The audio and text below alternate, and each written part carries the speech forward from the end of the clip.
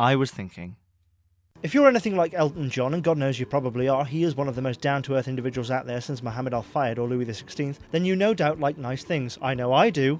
You can go into a store and buy shoes you'll never see anyone else ever wearing. Well, I mean, depending on your determination and whether or not you've got any neck problems, you can choose the size, the colour, the add-ons, and all manner of gizmos and consumables. Tired of your old phone you spent 700 simoleons on 2 years ago? Here's a new one for the same price with the same functions and a slightly worse camera, but we haven't blocked it from downloading certain apps and updates. Innovation, you dick! The word consumerism, and I mean here more in the terms of consumption than protecting consumer interests, is often bandied around like some sort of dirty word, and it can be quite a dirty thing indeed. What with an area the size of insert geographical name here being matchsticked every day for throwaway Swedish furniture and all-American toothpicks, or something like that, and with the exchange in our society of a village-level do-it-together spirit with monetary-based contracts and the illusion of autonomy. Jesus, now I sound like some sort of pinko.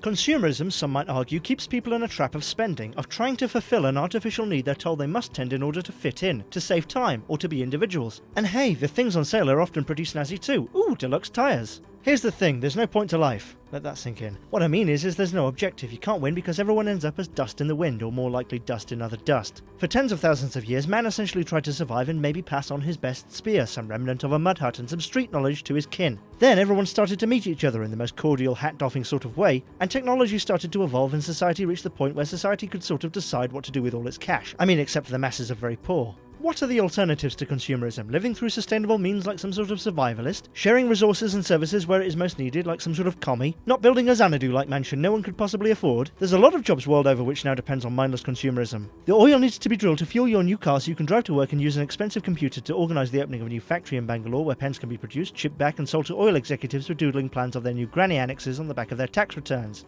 Consumerism is at best a waste of time and at worst a phony race to the top where the reward is only emptiness or hunger for more at the cost of almost everything else adopted by the West. In such a way it threatens to eclipse the finer points of civilization. It is not a good thing. As economic models go it probably isn't that bad, but it is as insidious as anything else, and here's the reason it's fantastic. It is very good at keeping people in check. You think communism ever fooled anyone? How's it going in Russia? The reason communism sprouted was because of brutal industrialism and the oppression of workers by the man from the Monopoly cover. Consumerism doesn't hammer people down, it convinces them to buy in. Edward Bernays, Sith Lord, pioneer of propaganda and PR, said creating a product isn't good enough, you have to create a problem it solves. And you don't just want a razor, you want 4 blades. No, actually you want a traditional cutthroat razor that gives you the smoothest shave, and not just because of that, but because that's the type of guy you are. With a Ford Mondeo from 20 years ago or a sparkling new BMW Cox series, you'll still be the same frustrated, fattening, decaying, stressed out bag of vegetarian wraps and spoiled coffee, but the idea of owning a BMW is one of being something better, and it is the car Fraser owned. Everyone of course knows that when they get a bigger paycheck, taking out a fatter mortgage is just returning to their lives of miserably thinking how trapped they are. But hey, bigger house, and the same goes for all the crap people own. Consumerism redistributes wealth to the top, and it does so all by consent. God, really sounding like a commie now. Anyone can be anything, and the president always comes from typical American stock. While the economics of consumerism are no doubt more complicated than I can hurl up here, my conclusion essentially is if people want to work themselves to death so they can afford some plastic and silicon toys, and get a sweet, sweet taste of life surrounded by credit card bills and ever-depreciating rubbish, fuck them.